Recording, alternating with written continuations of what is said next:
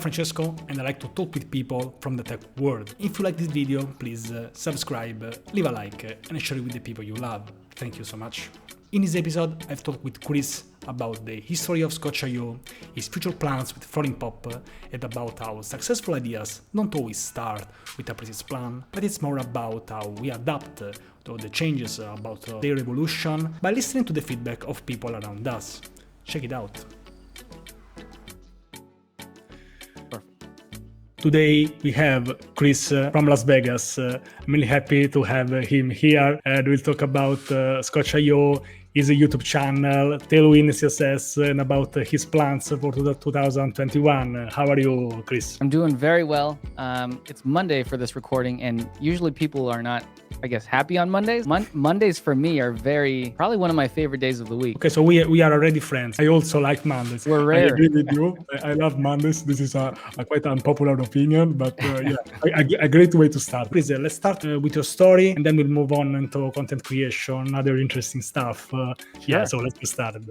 Thank you. Sure. I've been coding a while now. I'm currently 32 years old. I've been coding since I was about 13, 14. So I started on kind of the back end side of things, a little bit of PHP, WordPress, and I did freelance. And then I realized, you know what? I should probably make these cool sites that I'm making look good, because there's a whole big difference between back end and front end. 7 years ago, I created a website called Scotch.io. We did web development tutorials, primarily JavaScript, front end, back end, pretty much full stack. We grew up to about 4 million page views a month. We were recently acquired by DigitalOcean, so I joined the DigitalOcean team. Wow. I'm on their DevRel team right now. Wow, incredible. Yeah, and thanks. So yeah, now I'm having fun doing the DevRel thing and joining you on the YouTube journey. Yeah. Can you tell a little bit more about this story of Scotch.io, maybe the starting idea? Because I like to talk about maybe the background, because maybe a lot of people already know, this thing, but sure. What's behind that? Yeah. People ask, oh, how did you start? Like, you must have had these grand plans in motion to eventually, like, I don't know, move the company a certain way. And the answer is like, no, there was no grand plan. It was started as a coding diary, pretty much. It's like, if I had to learn it, I might as well put it down in a blog. And I expected zero traffic, right? I did this as a learning tool for myself. And we had no plans for it, so much so that Scotch, the name, was a placeholder, because we had the domain. I love this. We were like gonna change. We said we change the domain if it gets popular. And here we are. We never changed the domain. And for sure. I was sure about that. Yeah. And the question after that is, did I drink Scotch? I must have been like a really big Scotch fan. And the answer was, I had not drank Scotch before we started this whole thing. Yeah, perfect. Yeah, I don't know why this name, you gave this name, but this is interesting. And I like this idea that sometimes when we start, we don't really have an idea of what we are doing. I can say, from my point of view, when I've done the very first video call with my friend, Adrian Tuareg, I had nothing in my mind. Sometimes things, they really snowball in a very strange way. But that's another reason why, like, don't overthink it, right? Just throw something out there, and if you get an audience that comes to you, they're going to be the ones that can help you kind of say, hey, I think you should do this next. I think you should do this next. So it's free user research. I always talk about the importance of feedbacks from people. That maybe they can really be super useful, especially in the early stage when you really don't have a special idea. Then you have some really friend of you says, maybe you can try to do this, maybe. Yeah, some small advices, but they can really turn into, I don't know, great features. It's funny, you hear that about a lot of companies. Like, Facebook didn't start out as Facebook, right? Like, they started as something random, got feedback and changed. And then YouTube didn't start as YouTube. Uber, one of those taxi services, started out as like food delivery or something weird. This is really interesting. And sometimes maybe, we start in a way and maybe we end up in a total different way. I can also say this, that for example, I started using my socials just to promote a little bit my very little application that I published on the Google Play Store 1 year ago. I had almost zero social presence. And then now I'm here talking with you on my YouTube channel. I don't know what happened, to be honest, but I'm happy. Yeah, I'm happy. Yeah, it's amazing, right? And that, you said that's only a year timeline? That's very impressive, right? Yeah, on January 2020, and then also the pandemic maybe helped me. Yeah, kind of a lot. I started working from home. Yeah, Right. it's strange. Yeah, it's strange. It's funny maybe to tell these stories. This is also why I like to invite people here. Yeah, So, to learn about all the behind the scenes. yeah. Thank you, Chris. What about your YouTube channel? Because I've seen that I don't know, you have almost 5,000 of subscribers. Seen that you have monetization activated. So can you talk about that? Because let's say that this is my favorite topic because I'm really into course. YouTube Of lately. course. Yeah. I've always, and full disclosure, I guess don't tell anybody, but I used to say, like, especially coming from the Scotch written tutorials world, I was very big fan of written tutorials, and I always thought, you know what, I'm not going to go the video route. I myself don't really watch too many YouTube videos, but I learned a lot more about video when I was doing courses for Scott. I've learned to really, really love the video format, right? And it serves a different purpose than written content. Stack Overflow is Stack Overflow because you can copy and paste, and YouTube is amazing for building relationships like you and I are right now. It's like the difference between, I don't know, a book and a film. They are totally two different way of communication. Some people prefer one, and some people prefer the one. It depends on your needs. Yeah, they both can be useful. Yeah, that's a good analogy. So yeah, right now I'm just enjoying putting out videos and making friends, and that's really what it's all about. I have no like set goals really. I'm just hanging out here. Can you talk about, for example, the last video? Sorry, I had not time to check that. Usually I take some minutes before the interview, but this time I'm not prepared. So you need to explain this to me. It's totally fine. Yeah. So my latest YouTube video is I'm doing a lot of Tailwind content. I really like Tailwind CSS. I'm working on kind of a secret project with Floor and Pop right now. And it's basically a Tailwind, we call it Tailwind X right now. I made a really fun background for it. So this was my latest YouTube video, is building this kind of grid background. And what it is kind of just CSS grid in the background. And then you skew it. So I can actually show this off. If I just change this to red. Let me show.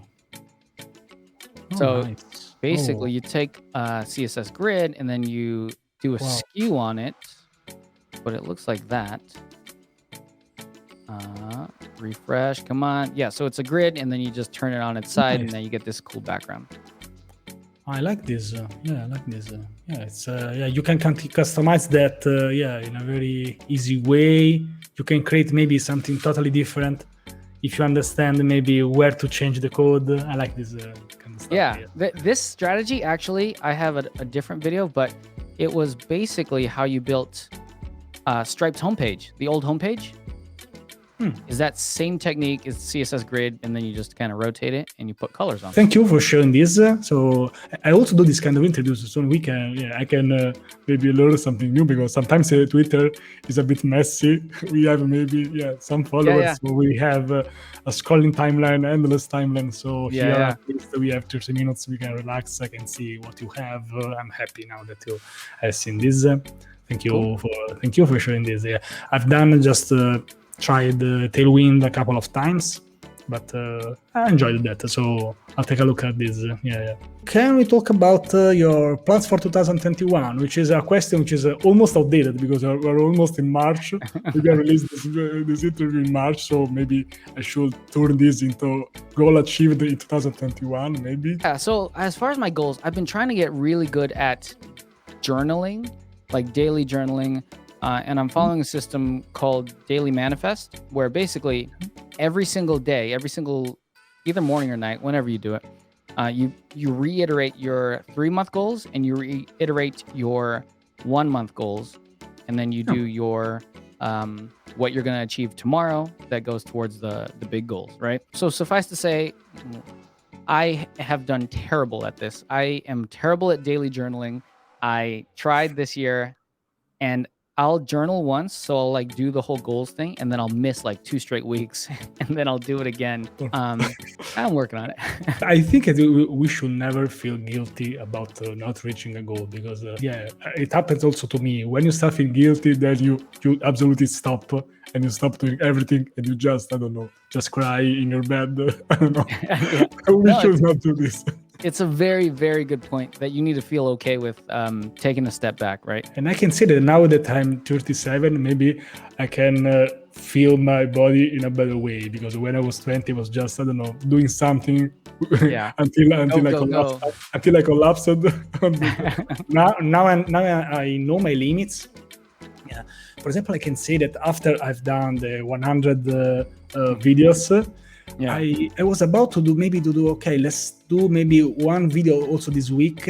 Instead, I said no, I need a week to stop, to relax, to walk and run. So now I'm starting over again, but that week I really needed that one. I'm happy that I've taken one week off. So No, it's very good. I don't know. I'm the same way. I learned that definitely moving into my 30s was, and you know, if you're in your 20s watching this and you're saying, you know what, I can go and I don't, burnout won't affect me. You know what, do it, go. And then you'll learn your body as you experience things, right? Like, and that's what I experienced is learning when stop.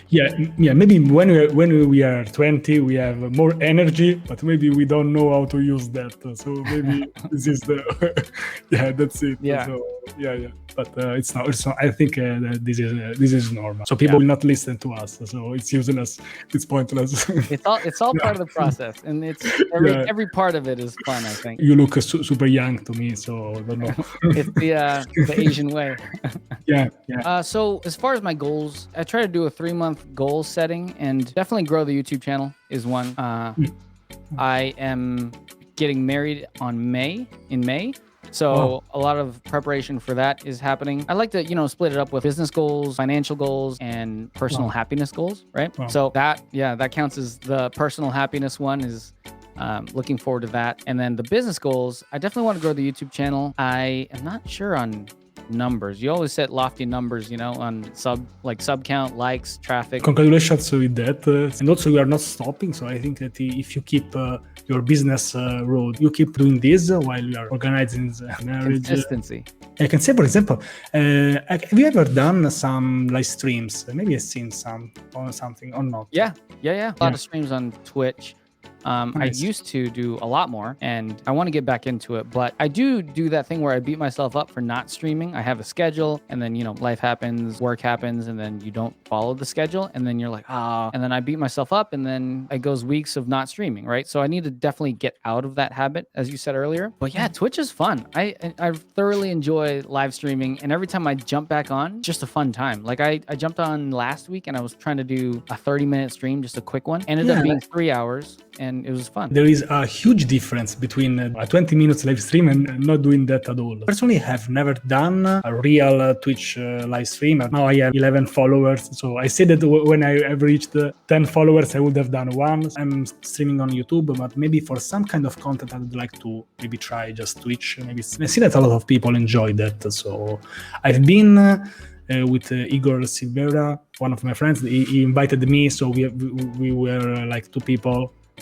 trying to do something on his channel on Twitch, but I've never done something on my Twitch channel because I've been kind of busy with YouTube, Twitter, of course, and other stuff. But I have plans. But Twitch, what you usually do on live stream, so I can jump them there. At some time. Really, I try to reuse a lot of the content that I make. Right, like the idea is if you're gonna make content, then try to get 4 pieces of content out of it. So if I want to build a YouTube demo or a video, I'll stream it. So that's kind of like me exploring how to build it. And then you can build a YouTube video out of it, right? So that's the second piece of content. And then you can also write a written article about it. And that's your third piece of content, all on the same kind of app. And that hits different targets, people that like live, people that like video, people that like written. I've seen that, for example, there are some people that really loves to join the lives. And maybe you are create maybe a really strong connections with them. There are some people also joining on my lives. So I like, for example, this kind of connection with people jumping on your lives.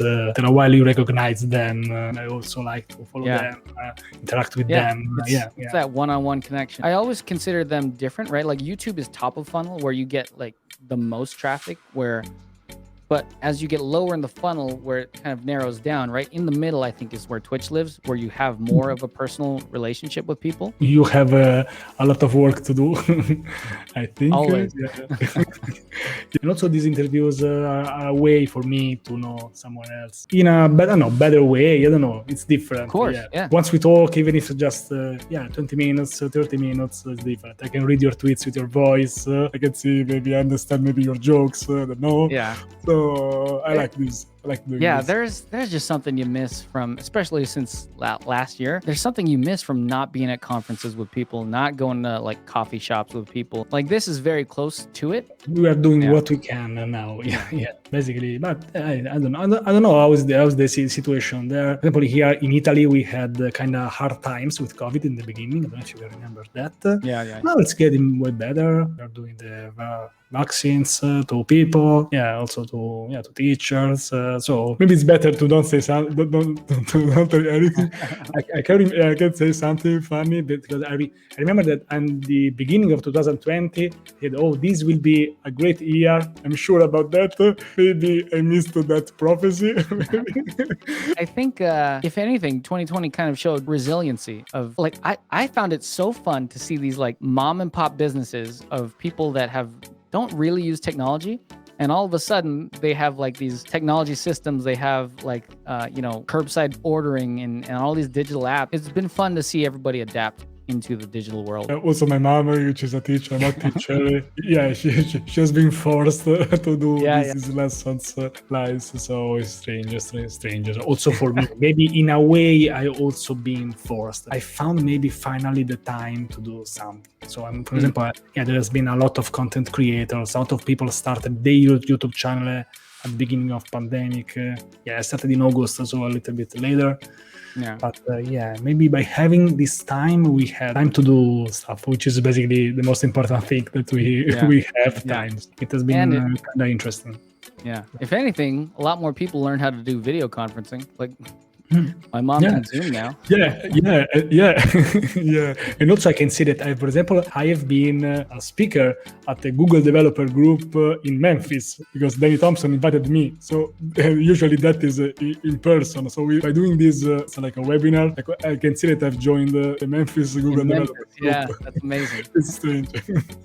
It's strange, but it has been great. Thank you, Chris. Would you like to leave? Maybe I usually give the opportunity to leave maybe a final message to some people, maybe that they are just about to get started with development, maybe young or maybe not that young, or maybe they are fresh. Can we say to them? Thank you. Yeah. I want to echo something that we talked about earlier of like just getting started and doing something and not overthinking the beginning parts, right? Because no matter how much you overthink it or how much you overplan for it, it's going to change as soon as it gets in the hands of people out there, right? I saw a tweet today that was, as far as creating content, it was, should I create this content if somebody else has already like written about it, right? And I've thought about that a lot for our guest authors at Scotch. And the idea is, if that's how you gauge what you're going to create, then you'll never create anything, because pretty much everything's already been said and written about. Right?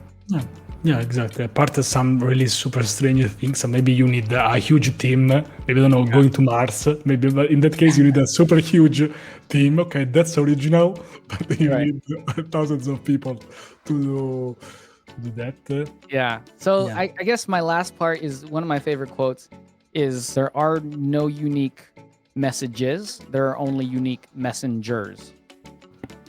So maybe somebody likes the way you explain something better than everybody else, right? I like this. So this is also why we have, for example, so many courses about the same topics, because usually they like the teacher, but it's like the, I don't know, dancing of sport, any sport, kickboxing, karate. So it's almost the same. Well, a lot of people, they teach the same things, but in their own way. So you should not stop because someone else has already done this.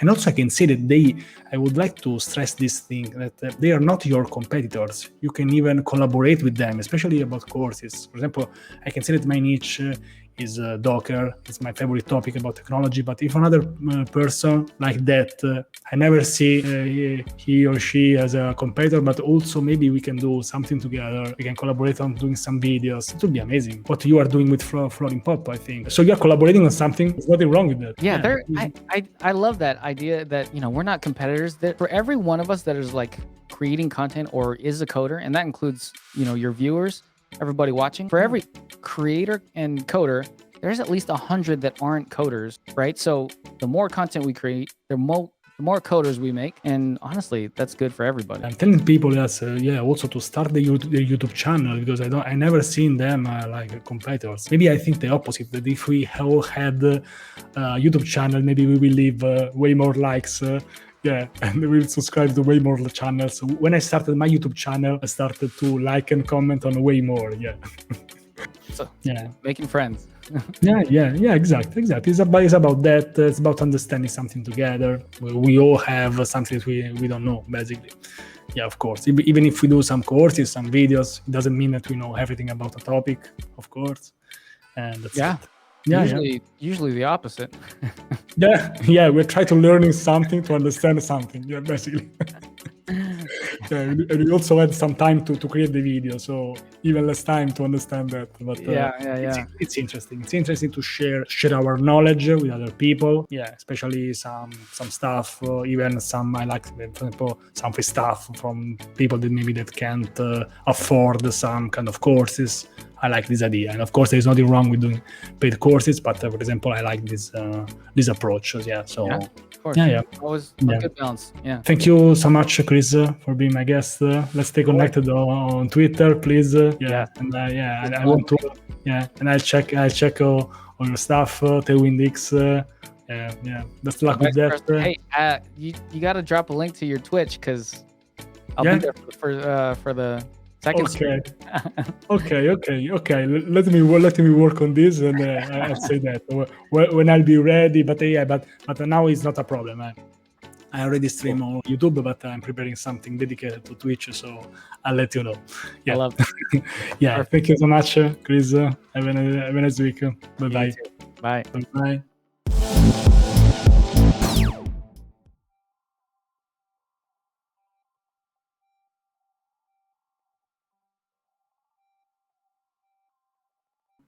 Wait a second. Okay, we are done. Pretty fast. 30 minutes. Okay. So, okay.